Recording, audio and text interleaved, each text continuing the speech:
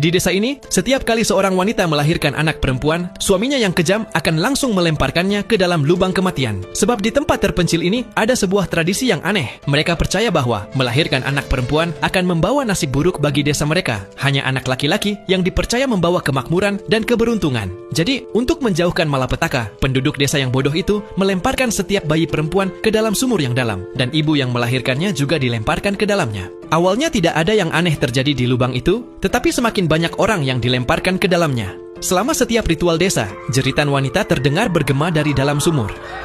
Suatu malam, seorang gadis kecil pergi bermain di dekat sumur. Tiba-tiba dia mendengar suara aneh datang dari bawah. Sebelum dia sempat bereaksi, sesuatu menariknya ke bawah dengan kekuatan misterius. Kemudian, sesosok bayangan melintas dengan cepat. Lalu ketika wanita ini datang, rahasia kelam desa itu akhirnya terungkap. Karena dia juga seorang wanita hamil yang menikah dengan salah satu warga desa itu. Untuk melindungi anak di dalam tubuhnya, dia mengambil pisau dan membunuh suaminya serta keluarganya sebelum mereka sempat menyakitinya dan juga bayinya. Namun alih-alih melarikan diri, wanita itu dengan tenang pergi ke kantor polisi untuk menyerahkan diri. Ketika dia mengajak petugas polisi ke tempat kejadian perkara, semua mayat sudah tidak ada. Polisi itu benar-benar bingung. Tanpa mayat dan tanpa saksi, mereka tidak punya alasan untuk menangkap wanita itu. Kemudian, air ketuban wanita itu tiba-tiba pecah. Para petugas segera membawanya ke rumah sakit, dan dia melahirkan seorang bayi perempuan.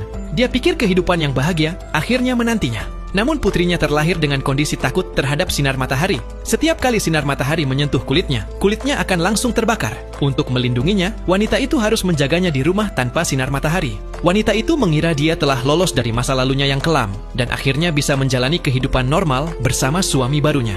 Tapi suatu malam, sesuatu yang menakutkan terjadi pada putrinya. Sebuah bayangan hitam tiba-tiba menakutinya. Ketika putrinya mengecek lagi, ruangan itu kosong, tidak ada apa-apa.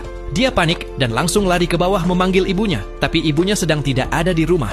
Sesaat kemudian, dia berhadapan langsung dengan sesosok bayangan itu. Tiba-tiba tubuhnya mulai bergerak sendiri seperti orang kesurupan. Dia berjalan lurus menuju pintu. Beruntungnya pengasuh yang ada di luar melihat kejadian ini dan segera mengikutinya. Namun saat anak itu melewati mobil yang terparkir, sekelompok pria melompat keluar dan menculiknya. Pengasuh itu mencoba menghentikan mereka, tetapi mereka juga membawanya. Ketika sang ibu pulang ke rumah, dia mendapati anak dan pengasuhnya tidak ada di rumah. Karena putus asa, dia langsung menelepon polisi. Setelah penyelidikan yang teliti, polisi menemukan bahwa mantan kepala desa adalah yang menyuruh para penculik itu. Jadi wanita itu ikut polisi kembali ke desa, tempat mantan suaminya tinggal. Mereka curiga mantan suaminya telah menyembunyikan putrinya di suatu tempat. Namun setelah mencari kemana-mana, tidak ada tanda-tanda keberadaannya. Yang mereka temukan hanyalah boneka kayu aneh tergeletak di tanah.